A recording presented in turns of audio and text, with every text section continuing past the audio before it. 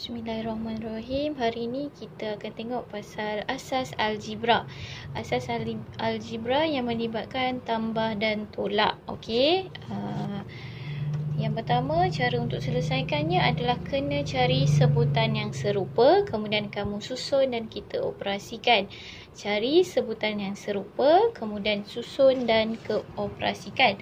Okey, yang pertama, apa itu sebutan serupa? Sebutan serupa ni penting untuk operasi tambah dan tolak sahaja. Tambah dan tolak. Cirinya ada dua, iaitu huruf mesti sama, huruf ataupun boleh ubah mesti sama, dan kuasa bagi huruf tersebut mestilah sama. Baru kita boleh jumlahkan atau kita boleh tolakkan. Okey, bagi contoh menggunakan penyempit yang ada dekat rumah. Okey.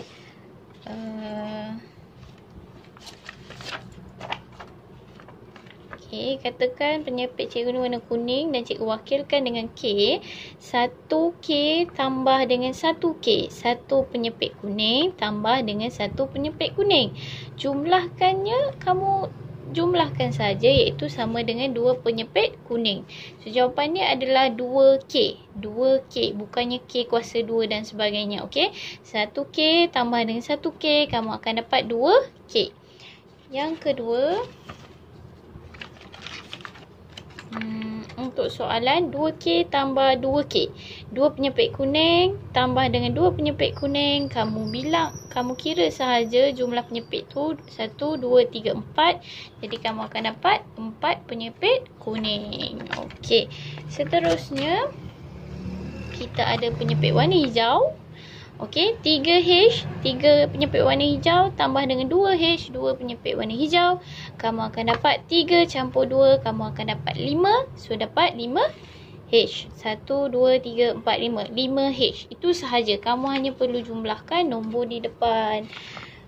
Okey, kemudian soalan seterusnya 3M tambah K tambah K. Okey, kat sini kamu kena tengok dah mana sebutan serupa, mana yang tidak. M dengan K adalah huruf yang berbeza. Jadi kamu tak boleh jumlahkan. So, K ni kamu cek, ini huruf K, ini huruf K, ini kuasa 1, ini kuasa 1, kamu boleh jumlahkan dia. So, 3M kekal 3M, K tambah K dapat 2K. So, jawapan akhir adalah 3M tambah 2K. 3M tambah 2K. Itu yang sepatutnya kamu buat. Okey, seterusnya. Seterusnya adalah 2M tambah K tambah M. Dua penyempit warna merah tambah dengan satu penyempit warna kuning tambah dengan satu penyempit warna merah. So, berapa yang ada? Kamu kena cari benda yang sama. Sebutan yang serupa tu adalah di sini dan di sini. Kamu jumlahkan 2M tambah M sama dengan 3M. Kemudian K ni tak ada lagi dah yang warna kuning. So, tinggal K saja. So, jawapan akhir adalah 3M tambah K. Okey, kemudian yang last sekali soalan adalah 3M tambah K. 3M tambah dengan K. 3 penyempit merah tambah dengan satu penyempit kuning. So, berapa jumlah yang kamu ada? Tak ada apa yang boleh ditambahkan. So, jawapan akhir kamu sama, iaitu 3M tambah K. Sebab M dengan K bukan huruf yang sama, jadi kamu tak boleh jumlahkan. Okey, untuk penutup kita buat sedikit latihan. Iaitu, tengok soalan yang pertama, Y tambah B.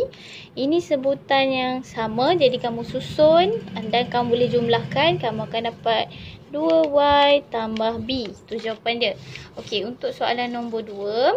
2P tambah 2A tambah P. Yang sama, huruf yang sama kamu kena cari dulu. Ni huruf yang sama, kuasa dia pun sama, iaitu kuasa 1. Kamu boleh jumlahkan. 3 tambah 1, kamu dapat 4. Tambah 2A. Okey, seterusnya ini soalan nombor 3. U tolak Q tambah 5U. Yang sama kamu cari dulu. Ni huruf sama, kuasa dia pun sama cikgu. So, kamu boleh jumlahkan. U tambah 5U dapat 6U tolak Q. Dan yang soalan yang paling last ataupun yang terakhir, kamu tengok soalan nombor 4. Ni M, ni pun M. So, 10M. Kamu susun. Kalau tak nampak, tak clear. Okey, M dengan M. 10M tolak 3 dapat 7M tolak N. Ini jawapan akhir kamu. Okey, itu saja. Terima kasih.